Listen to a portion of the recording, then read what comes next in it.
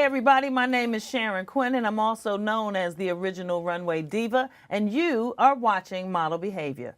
Class is officially in session. My guest lecturer today is freelance photo stylist Breea Williams. Bria is a Cleveland, Ohio native who is a pioneer in the plus fashion industry.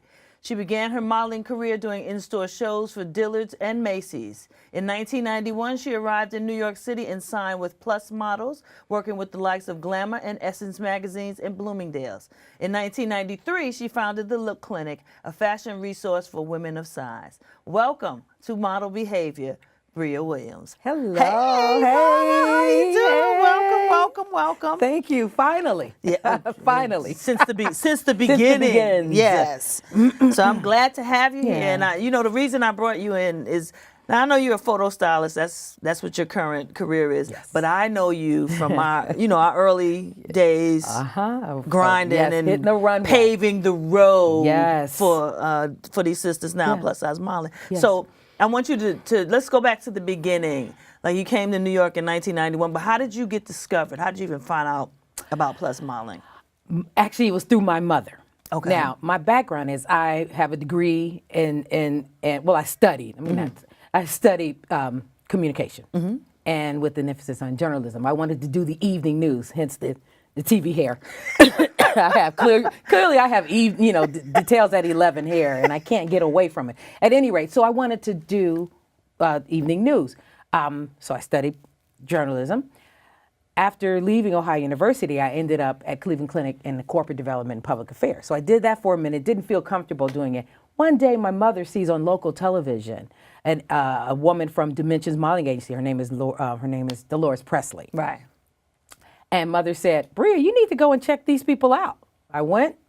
They signed me, if you will, in Cleveland. You weren't really being signed. Excuse me, pardon me. You were just, they brought you on. They trained you, gave you some makeup, some walking tips, and they saw if they could book you. And what year was this about? Ooh, we're talking, how are you going to take me back, Sharon? That had to be like 86. 80s, yeah. This is Clearly. this first wave. Yeah, the first wave of plus modeling. It was not what you see now, where there's a plethora of girls all over the world doing this thing. It was just a minute amount of women doing it, and it was really local. Well, it was New York, but I got my start in Ohio. And with, as you said, in store, with Higbee's, which is now Dillard's, May Company, which is now Macy's. And I just loved it and was just thrilled about it. And then my name got around in Ohio, and I ended up in a pageant. Was that Dolores'? Was this Dolores' pageant? Yes, Miss Plus USA. Okay. Won that pageant. And so my entree into the industry was via my mom and the Dimension Modeling Agency in Cleveland. Okay, is Dolores Presley still around? I'm assuming she is. Canton, Ohio. So you know what? I need to check her out. That's I would love to have her come on too. Yes, that would be wonderful. But she's another Sharon. Pioneer that people need to She's the reason that you know me today, really. Yeah. Now you came up. Now what was it that made you leave Cleveland and come up to New York to give it a shot? Because I was not happy in the corporate world. That wasn't what I should be doing. And so I was laid off, which was the best thing to happen to me, because I probably still would be there unhappy in corporate America doing, the work just to pay the bills. The check was so good. I got laid off, and a fellow college mate said, Bria, another college mate of ours lives in the Bronx. Why don't you, see if you can, go to New York, check out the modeling industry. At least you can say you did it. And that's kind of how it happened. I just said, okay, thank you for being laid off. And I took advantage of the moment. I came here with $286, 1991, took the train here, was picked up by my friend, and we went, and I lived in 151st and Morris Avenue. In the Bronx? In the Boogie Down, right across from Lincoln Hospital. So my first experience of New York was bodegas with detergent and everything outside the store. I mean, You had from the the Midwest, original- I'm like, what? The what is all original of New this? York experience. Excuse me. So my experience just I just jumped in and said, all right, I have to go to New York. Just the urging of friends and said, go ahead and check it out and see what happens. You can always come back home, or go back home. And then you signed with Plus Models, which at the time that was one of the biggest agencies there was for Plus. I know Ford had their division, and then there was Plus Models. I don't think Wilhelmina had yet to start. No, and their Ford wasn't industry. even Ford then. I think they were still Big Beauties, Little Wow, Women. probably. You're right. My goodness, Yeah, you're taking me that back. morphed into Ford. Yes. Yep. So you got with Plus, and how did? Now here's the interesting thing. When I moved here, February 8th, 1991, March 15th, I was on set with the Essence shoot. I got all that by myself. So came here, went to a go-see. On this go-see for Essence, I walked in the room and I'm sitting in the room with these models that I would see at home in Cleveland, flipping through magazines. We were all in there going for the same job. So the benefit for me is that they wanted a group of us to shoot. And it was their first plus size shoot. It was July 1991 That was a issue lingerie with shoot. Johnny Gill on the cover. No, it was full out. You'll see the print. You'll have the receipts, as they say. But yeah, that was my first gig, and I got that gig by myself. So the evening of the go-see, I ended up going out with all these girls. We went to the Shark Bar and a club, Sweetwater's. They took me out. I mean, what? Have I taken you back? You just took me Have all I taken the way you back? So, excuse me, I'm so sorry. So that was my entree. I did it myself, which is a point for your viewers. Do what you need to do. Don't wait on anybody else to give you the hand up. You got to get in there, get your grind on. But everybody is sitting back and they're doing it all on Instagram and they think that is it. No, you got to get out here and hustle. At any rate, so not to repeat myself, but I got my first jobs on my own. And then after the July 1991 issue, then I went to Plus Models. I had confidence. I went to Plus Models and then they signed me. Okay, so now let's talk about that, because this is the thing that everybody wants. Everybody, even the little Instagram models, everybody wants to be signed and have an agent. What did anything change for you? Because you hustled and got your first gig on your own. Right. What changed for you once you signed, if anything? You know what? They booked me maybe one or two more prints, believe it or not. And then they got me mostly what I was known for, which was Runway. So the stuff that I was doing in Ohio, I was doing here, doing the Bloomingdale shows, the Macy shows. I got Malcolm X, but if you were in the arts in New York City in 1990 and 91, everybody black was in that movie. Let's be clear. I'm surprised you and I didn't meet there. But, and they didn't get me that movie. I did it myself. But you needed to have that legitimacy of an agency to, kind of get in recognized. the door. Surely. Yeah, to get in the door. So that's kind of my... And that still rings true today. Yeah. So they helped because I had a name to attach myself with. But I was really out there doing the grind. Interesting enough. Now, what was the thing that made you decide, okay, I had enough of this. I don't think this is what my passion is. And how did you move from front of the camera to pretty much behind the camera? Because the work had slowed down for me. So I just picked back up on my PR background, and I was working for a while at a place called Popular Club, which is a catalog. Oh, wow, what's up at Popular now? So it was a catalog company in Garfield, New Jersey. And so on one of my last days there, because I was temping in their human resource area, and one of my last days there, I realized that the photo studio was on the property because it was this huge warehouse. And I had a conversation with the studio manager rather, and I told him my background. And he said, well, why don't you come on in and, do 2 weeks and see how you like it? It was just that simple. He didn't know who I was. It was just the luck and God watching being in over the right me. place at the right time. And so I went in, and just that's really kind of how I ended up there, accidentally, on the other side of the camera. And I haven't looked back, and that was 1999 or so. And what is it that you like about that? you know what, I like seeing a canvas, and I don't want to throw the camera off, but seeing a set, an empty set, and bringing it to fruition totally jazzed up and dressed. I like that I didn't have to put on makeup, that I could go in jeans and climb ladders. That was really, I realized that was really where I thrived. Sure, I'm cute. We cute. So, there's a runway for us. But I really felt and feel more comfortable on the other side of the camera. Okay, now talk about, and I'm gonna come back to photo stylists because I want to be clear on exactly what that is and what they do. Sure. But let's talk about the look clinic real quick. Well, the look clinic actually happened, as you said, 1993. I realized from everything that I was gaining, the knowledge I was gaining in terms of how to position your body, how to hold your body, undergarments, the best drapes for your specific body, if you're busty, if you're hippie, what really works best for you. And I felt that women needed, just regular everyday girls needed to know this information. And I had an opportunity to do a seminar back at one of my friend's places. She had an art gallery in Cleveland, and that was the initial look clinic in her art gallery.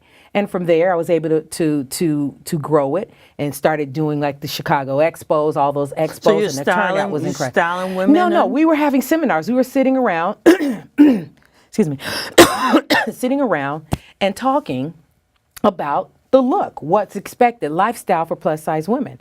And there would be an audience in the Chicago Expo. I think we had about 300 women there. Really? Yeah. It was just incredible. And I didn't expect to have such a turnout. It was incredible. So like today, you see the turnout of women when they come to full figure. Yes. I was just blown away just to see the number of people even at the influencers event that I attended. So it was, people were rabid for then. They are now. Just folks have a thirst for what looks nice for us. And you're bringing you're reviving the look clinic? Yes, I am relaunching that baby. Relaunching, that's the word. Yes, I'm relaunching her because I see that there's still a need, and mine is not as much, excuse me, about this stuff. It's really foundational. I want to spend more time talking about that undergarment, that waist cincher. But you know what? You were the first person that I saw a waist cincher on. Can I look at camera 3? Sure. This girl showed me the whole waist cincher and just what happens underneath that garment and how it can silhouette and shape you down to fabulous. And so we need tutorials about that again, because some of these waist cinchers, they're not what they were in our day. They are not snatching you. First of all, they're not even wearing them anymore. This is the generation of letting, I'm natural, I'm letting everything hang out free. It's like, no. You want to look neat above everything else. You always want to come out looking neat. And you can't have you can't have a strong building. That's right. Without a great foundation. Sure. So that's the first thing you reach for. I know it's hot, but come on. Yeah. You can't let it hang out all day, every day. And that was the impetus for me relaunching.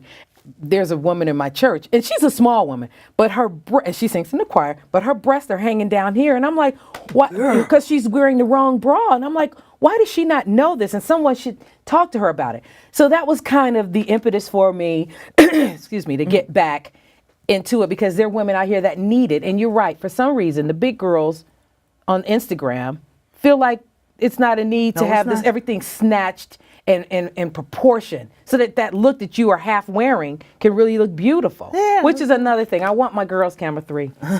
I need you all to stop posing, showing all that ass and all that breast. And that's not as pretty as you thinking it's sexy. This is sexy. This is sexy. We're still giving it.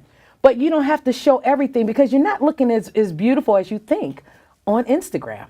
Okay. You probably have to redo this. You have to redo this whole thing. No.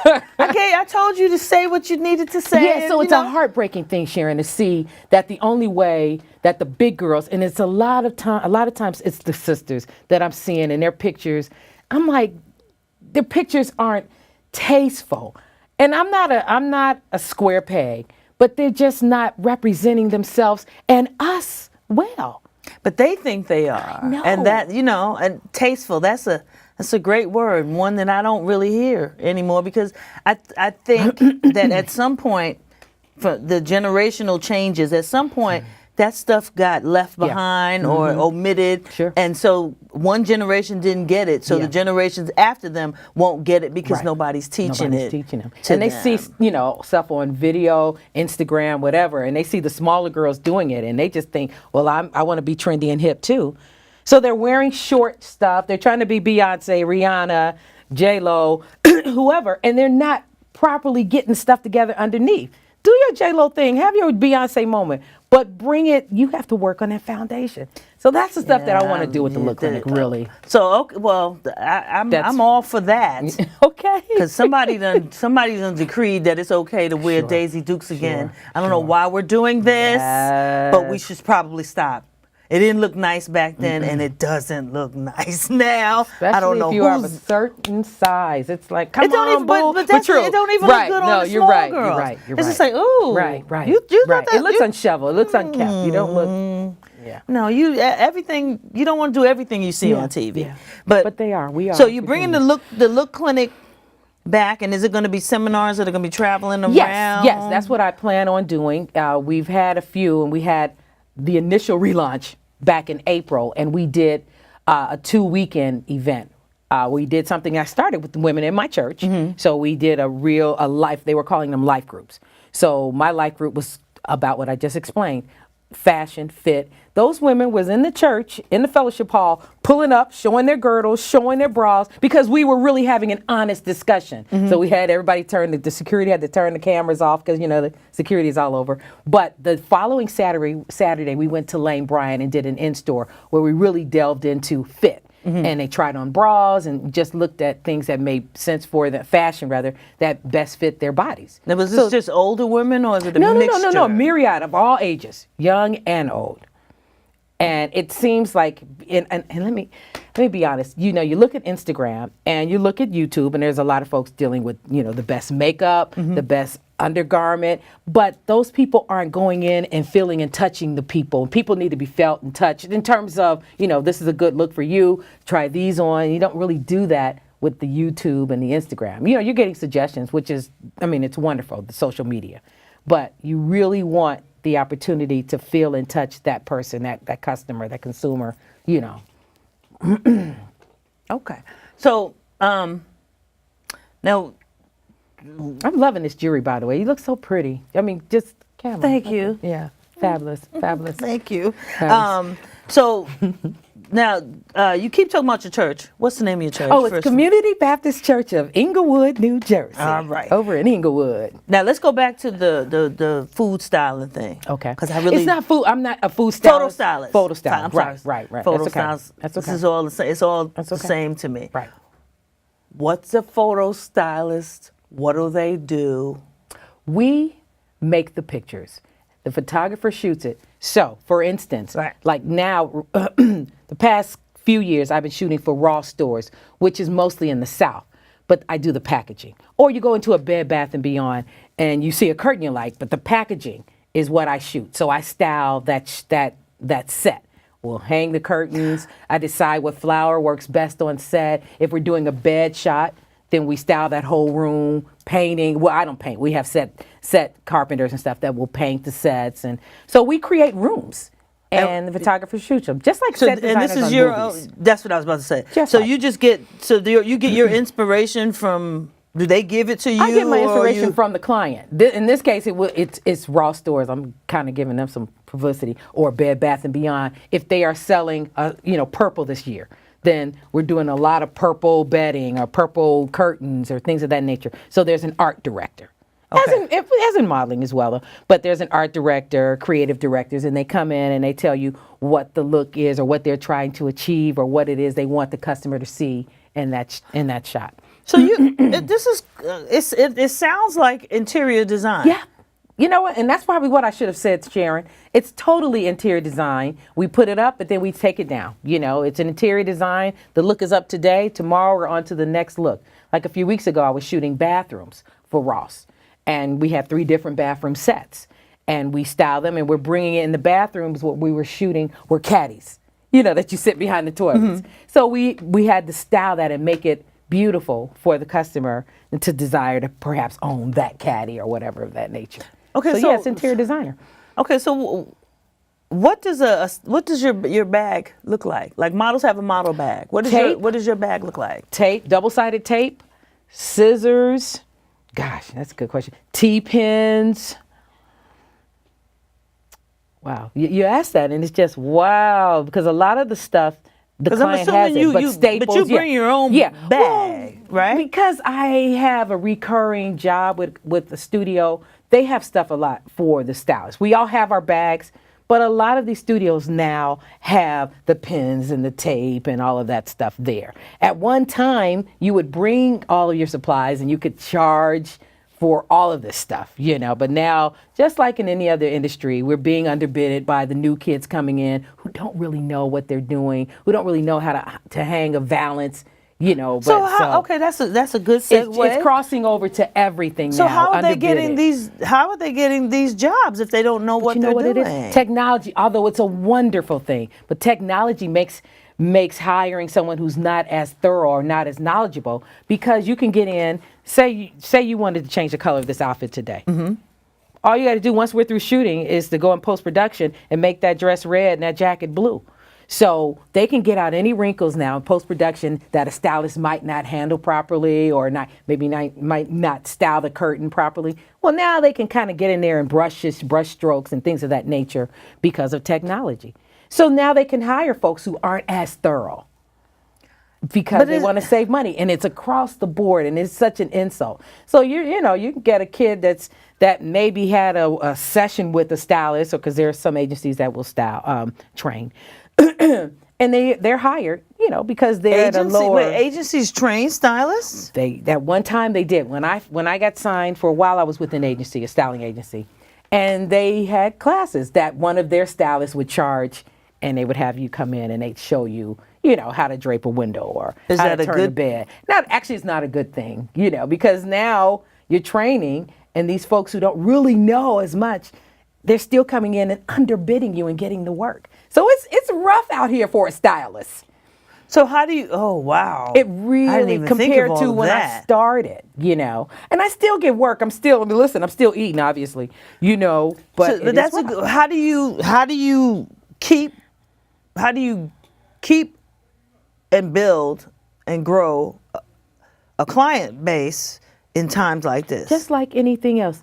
You go to Indeed, you put your work on, you create your website and you put your work out there and you see who's hiring, and you now send them your information or your website or things of that nature. It's just simple PR. It's marketing.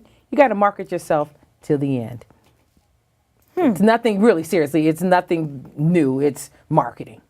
Now so you just kind of. But I happen to have repeat clients. You get folks who like your work, that you work well with, and then they hire you again. And but there's another person coming out, if you miss a week, like you say you want to go on vacation because it's freelance, they may bring someone else in, and they're like, oh, we really like this person. So you're out of work. So you have to constantly stay in front of these people, in their mind, calling them. What's going on? Is there work this week? I've got these days on hold.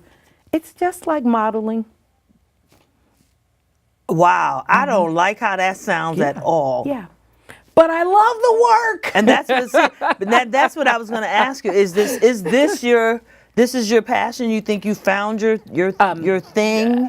I know that I didn't thrive in my mind in front of the camera. I really enjoy, how after you have a nice long weekend and then Sunday night you start looking at your Monday morning saying, okay, I got to get ready for it. I got to start winding it down. I don't have that on Sunday night. I look forward to going to the studio. And it's just when you're working, you don't feel like you are in an office. You're kind of spend most of your day in the dark. Or if I'm outsourcing or propping, then I'm at Home Goods, I'm at IKEA, and that's another thing. Make sure you're checking stuff when you're at Home Goods and IKEA, because a lot of us stylists, we go there, we pull the stuff, we shoot it, we take it back. Oh, yes, I know, because I used to work in retail, and I would hate to see y'all coming. Like, oh, yeah, this is a cute little sale that's going to be coming back in about 3-4 more days. Yeah, take it back to a different Marshalls. Don't bring it back here. Yes, okay? Darling, yes. But I enjoy that because although I'm working, it doesn't feel I'm not sitting in an office somewhere. I'm out. I'm enjoying the sunshine of the day, you know, and I'm propping and creating, you know, and that creating thing really drives me and it keeps me happy, you know. And you know, I'm sitting here looking at you. You're well seasoned like I Yes. am, but you are drop dead gorgeous. Oh, Sharon, you There's too, still stop. some work in you. See. So are you? Because you know this is the time of the well seasoned woman. So that I wouldn't count you out if you were still open to it. Right. Because you're still. No, and I'm looking at you, and you, off camera, you shared that you had walked the show recently, and Yeah. I'm like, you're still walking shows? If somebody called and I was like, "Oh, you paying? Okay, I'll take it." Yeah. But you know, it's interesting because now walking in 2018 Uh-huh. is completely different Then walking in back 1991, 91, Woo, 89, 88. Okay, it's a whole different thing, No, you're and right. it's for me. It's not as much fun as it used to be, which is why I don't do it anymore. You know, Because I loved being on stage. Let's be clear. I loved so did walking. I. And you know, once you walked and you got the cheers and the clapping and the girl, you better walk, and you come off and you're feeling good about that moment. So I enjoyed that adulation too. Yeah, but it's a chore now. Yeah. The last couple of shows, and it's not anything to do with the producers and stuff. I think it's me, and I was like, okay, I'll be doing this sporadically. Yeah. It's just Yeah. It's different. I would get on the runway again. I would love to get on the runway with you, though. And I would say that would bump be a runway. I that see would be you lovely. doing print. Shut your face. Yes, Come on. I'm telling. I never thought that I was a good print person. Really. Bria. Runway. No, I'm cute, but I don't shoot well. Some of us don't shoot well. Seriously, some of us homage to pose. Some of us don't shoot well. How much of this stuff you gonna be able to use? All of it. So you wouldn't go back. Now you sitting on that journalism, but you also sitting on that journalism career, giving me you know live what? at 5 right now. Listen, and still won't you're not doing it, but you should do it. I know. Now you're making me feel ashamed. I'm just saying, don't be hiding your light up under a bushel, girl. But you know what? You know what? What I do that really feeds me, and I don't even have to eat when I sing. Singing is really something that puts me down. Now I'm back in front of the audience with singing, and so that's what feeds me. So that's that other career. I forgot you sang. Yeah, you and I sang. You remember we did that house We sure did. that house recording. But you know who else was on? But you know who else was on that track, Bria? What was her name? Sharon Jones. Shut your. That's who was in the studio Because with you know, us. I often think about that because I left my fork and knife earrings there. The But late over Sharon there in Jones Hoboken or whatever was doing Shut background your- vocals she on was that a singing song girl, beast, with but us she was and a singing, didn't know what singing we was girl. doing. Yes. What was the name of that song? I just remember. Yeah, I have that somewhere. I ran across it not recently, some years ago. The tape, the cassette guy's tape. name was Dewey Andrew who Oh produced my God. it, and I have a recording of it somewhere. I can't remember the name of the track, but we were singing though. We were, sweetie. And so but yes, I sing with the choir out of New Jersey. It's called Jubilation. We won a Grammy with Queen Latifah. Every time you've seen her sing something in terms of national anthems and all that, it's us behind her. I've sang at the Super Bowl, sang at 2 of the U.S. Opens. We did American Idol Gives Back. So, I mean, I've had a lovely career singing. I've been to Russia, Japan twice. I'm gonna bang you in Italy your head, a couple Bria. times. No, boo. So I'm 'cause doing it. Sorry for the boo, everybody. No, sorry. that's okay. Don't apologize to them, because I'm looking at this little bio. I didn't put that on there because I thought you just wanted to know about fashion and modeling and all of that stuff. This? Yeah. So I'm kind of singing's done it for me. Because creative people, we don't just do one thing. Oh, I know. We don't just do. I'm sorry, I'm looking all over. We just don't do Talk to me. one thing. Okay. We just don't do one thing. We have the creative juices. So we might be great chefs as well as a photo stylist, as well as a singer, as well as a model. So Yeah, okay. Bria, We did a part two. you on social media? Tell them real quick. Are you on social media? Yes. Find me at look_clinic on Instagram. Okay. My email address is Breea.lookclinic@gmail.com. All right, guys, we are just about out of time. I'd like to thank my guest, Breea Williams, for sharing her industry knowledge with us today. Love you too. Now, before I go, as always, I want to leave you with a few thoughts. I want you to, one, remember that you can't change the game until you first learn the game. Always surround yourself with positive people and positive things. Do what you love and love what you do. And lastly, be who you are. But be who you are tastefully. Always have a little class about yourself. And don't forget to like us on Facebook, follow us on Instagram, Twitter, and Pinterest. Thanks for watching Model Behavior, guys, and I'll see you next week. Class is officially dismissed. Bye, y'all.